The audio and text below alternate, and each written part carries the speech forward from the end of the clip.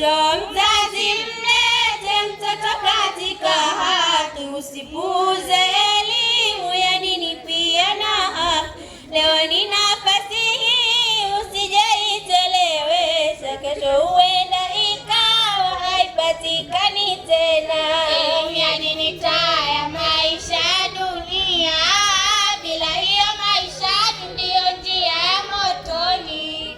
Tuirudi Qur'ani na tuirejee Sunna, na ndiyo njia ya kweli kaamrisha manani. Mtoto akijifunza Qur'ani kwa mapema, huwa mwanga wa imani katika jamii nzima. Heshima huongezeka nchi zima na dunia, na dua zake hufika kwa Mola wetu Muumba. Elimu ya dini taa ya maisha ya dunia, bila hiyo maisha ndiyo njia ya motoni.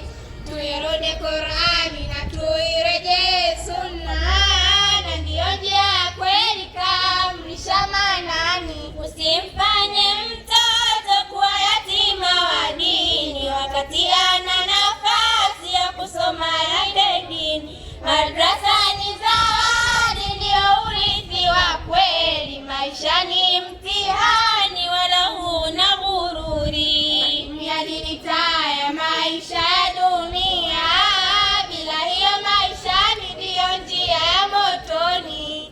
Tuirudi Qur'ani na tuirejee Sunna, na ndiyo njia ya kweli kaamrisha manani. Tamati ya ujumbe tawati, ya shuleni twajiru